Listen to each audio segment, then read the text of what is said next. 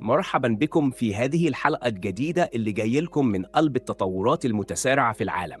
النهاردة مش هنتكلم عن دبابات ولا عن صواريخ، لكن عن ساحة حرب مختلفة تماما، ساحة الذكاء الاصطناعي. القوة الحقيقية دلوقتي ما بقتش في العتاد العسكري ولا في عدد الجيوش.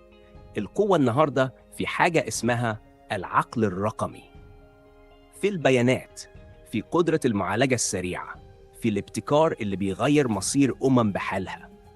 ولسنين طويلة كنا بنشوف العقول الرقمية دي محصورة في وادي السيليكون في أمريكا أو في شنغهاي بالصين، لكن المفاجأة، العقل الجديد بيتولد هنا في المملكة المغربية. زي ما سمعتوني، المغرب بيستعد يبقى مركز العقل الرقمي للقارات الثلاث: أوروبا، إفريقيا والشرق الأوسط. النهاردة هنتكلم عن مشروع جبار أعلنه شركة نيفر الكورية الجنوبية العملاقة بالتعاون مع شركة انفيديا الأمريكية، أقوى اسم في عالم الذكاء الاصطناعي. مشروع لبناء مركز بيانات وسوبر كمبيوتر عملاق في المغرب، ودي مش مبالغة. إحنا بنتكلم عن مشروع هيغير قواعد اللعبة. طيب، ليه المغرب؟ ليه مش أي دولة تانية؟ أولاً، الاستقرار. المستثمرين مش بيدوروا على شعارات، بيدوروا على أرض صلبة. والمغرب بقيادة الملك محمد السادس قدر يقدم نموذج دولة مستقرة سياسياً وأمنياً في محيط مليان اضطراب. ثانياً، الرؤية. المغرب مش بس مستقر، لكن كمان عنده رؤية واضحة وطويلة مدى لبناء مستقبل مختلف. من أكثر من 20 سنة والمغرب بيشتغل بخطة استراتيجية مدروسة، مش عشوائية ولا ردود أفعال. استثمارات ضخمة في البنية التحتية، بيتبني موانئ تعتبر من الأكبر والأكفأ في إفريقيا، بيتمد شبكات طرق وسك حديدية بتربط المدن والأقاليم ببعضها، وبيشتغل على تطوير التعليم ورفع كفاءة الشباب المغربي. يعني لما شركة عالمية زي انفيديا ومعاها العملاق الكوري نيفر بصوا على الخريطة، ما شافوش بس بلد عنده موقع ممتاز، شافوا دولة جاهزة. مش بس جاهزة، دي سبقت. شافوا دولة ما بتنتظرش التكنولوجيا توصلها، لا، دي بتبني بيئة تحتية عشان تكون هي المركز اللي كل حاجة بتدور حواليه. كمان المغرب ما بيشتغلش لوحده، دي شراكات استراتيجية مع شركات دولية، مع جامعات، مع مراكز بحث.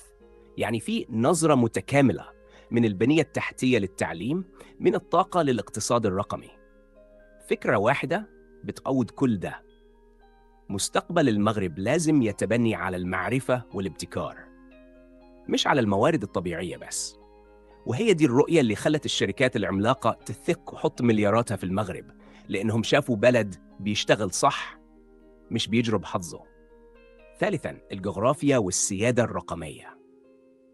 المغرب مش بس عنده موقع جغرافي ممتاز، ده كنز استراتيجي حقيقي. هو بوابة إفريقيا على أوروبا، وأقرب نقطة من القارة السمراء للعالم الغربي. المغرب مربوط بشبكة من الألياف الضوئية تحت البحر، من الأقوى والأحدث في العالم. وده بيخلي نقل البيانات من المغرب باريس، لندن، مدريد يتم في أجزاء من الثانية. يعني المشروع مش بعيد عن مراكز القرار الأوروبية، بالعكس ده جنبهم. لكن الأهم من ده كله هي حاجة اسمها السيادة الرقمية. إيه معناها؟ يعني إن كل البيانات اللي هتتخزن وتتعالج في المغرب هتكون تحت حماية قانونية مغربية، في إطار سيادي مضمون ومحترم. وده مش سهل، لأن الشركات دي زي انفيديا ونيفر عندها مليارات الدولارات من المعلومات، وبيهمها جدا تبقى محمية صح. وهم لقوا إن القضاء المغربي والنظام القانوني المغربي يضمن ده. يعني باختصار، واثقين إن أسرارهم في أمان جوه المغرب. رابعاً، الطاقة. المشروع ده مش صغير، ده بيستهلك طاقة هائلة. وطبعاً الشركات الكبيرة دلوقتي تحت ضغط دولي علشان يشتغلوا بطاقة نظيفة وخضراء. هنا بقى المغرب كان جاهز من بدري جداً، من أكتر من 15 سنة، وهو بيبني بنية تحتية للطاقة المتجددة، زي محطة نور في ورزازات ومزارع الرياح في طرفاية وغيرها. النتيجة؟ النهاردة المغرب يقدر يوفر للمشروع ده طاقة نظيفة مأمنة، وده خلى المشروع مش بس قوي لكن كمان صديق للبيئة بيحترم المستقبل. والجزء اللي لازم نقف عنده السوبر كمبيوتر اللي هيكون قلب المشروع هيشتغل بأحدث وأقوى رقائق انفيديا بلاك ويل اللي العالم لسه ما شافهاش في الاستخدام الفعلي. يعني المغرب مش بس هيستخدم تكنولوجيا متطورة، المغرب هيقود بيها. في وقت دول أوروبية لسه بتحاول توصل للتكنولوجيا دي، المغرب خلاص حجز مكانه في الصف الأول. وفي الوقت اللي المغرب بيبني فيه مستقبل رقمي للقارة، الخصوم مشغولين بشعارات قديمة ومسيرات بلا قيمة. طرف بيشتغل على الحوسبة الفائقة، وطرف تاني لسه مشغول في طوابير الخبز. دي مش مقارنة سياسية، دي مقارنة حضارية بين مشروع دولة بتبني ونظام واقف مكانه من عقود. الخلاصة؟ المغرب ركب قطار المستقبل من بدري، والنهاردة بقى هو اللي بيقوده. مشروع نيفر وإنفيديا في المغرب مش مجرد مركز بيانات، دي شهادة ثقة ضخمة من عمالقة التكنولوجيا في دولة عربية إفريقية أثبتت إنها تستحق تكون في قلب المعادلة الرقمية العالمية.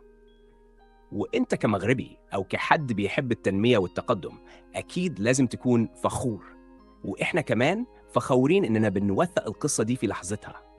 ما تنسوش تشتركوا وتدعمونا بلايك وكومنت علشان نكمل نكشف لكم كواليس المشاريع اللي فعلا بتغير شكل العالم. تصبحوا على وطن عقله الرقمي بحجم قارة.